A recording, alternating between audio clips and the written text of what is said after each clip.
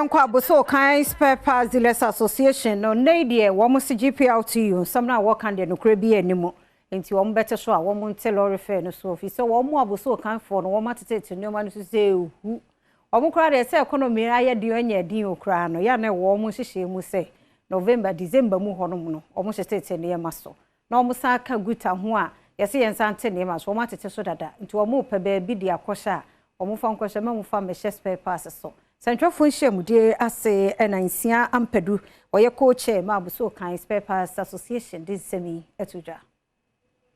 So Okai Spare Parts Dealers Association ano insia ampedu Central Function mu bia oye yase en odi tu dwase wo ka susudua sa afi bia be ko na wie ya efru bubu so minim no ekoi etenase etete wo niema so se be yi a wono mu a woni wo mu didwa no nso eho ben ha wo mo ne senti se wo mo eka guta eho die obetie guta enhyehyeye ya wo mo ede aba betudwa no adi so no atete wo niema so na nsemu a GPRTU for ekeka se wo niema bo eden enti na ahyenti ade nso bo aye den no kribia enim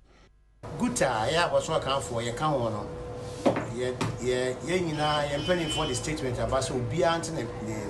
niema ebo so nkofo ye me anim to kra ye ka say dodo na Abossey Okai ha atete o niema so say be a customers so ho be hen ha o kakra the GPRTU for any other transport unions ne ka say fuel price are kofo nti o ntimi tete o niema so because of spare parts cost ro aye ntro aye boni aye timodin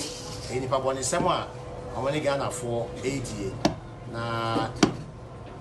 spare parts bo enko so senior omoka nti ye kan si so say spare parts for atete ye niema so enwechi wakade to aso say odi wani to fom ekoso to obiya mu ehwe se wono mu a edudwa e wa Abossey Okai no ebetete wo niema so e wondi wa surprise niema be 2 weeks ago enura ono akọ rounds niema wa surprise man crofo amam price no ogun se dollar na ba for no akọ rounds aka cho mo say obiya niema me surprise no mate so amount be free so say be also ho be ha mo wetimi aton ni ma customers enye ono nko ebetimi akansi so say dodo na so ayen so executive no yakọ rounds no mo say obiya atese niema so kaka ma menkan si so say spare parts nye commodity a obetimi e egu ho say oh hold na price ba mu a waton e be scrap o makoto ni nyina agu enti say wo so niema bo ekoso dollar cost so that niema na bigu ho ni na dollar na e ba fo no wonte so a we be kan ni dia ba wo nya dollar no good rate abeti so aton no de ni gu ho enti adwuma na ye no ye wo procedure and strategy e fa so de ye with me akasi so say Abossey Okai for do na che won niema so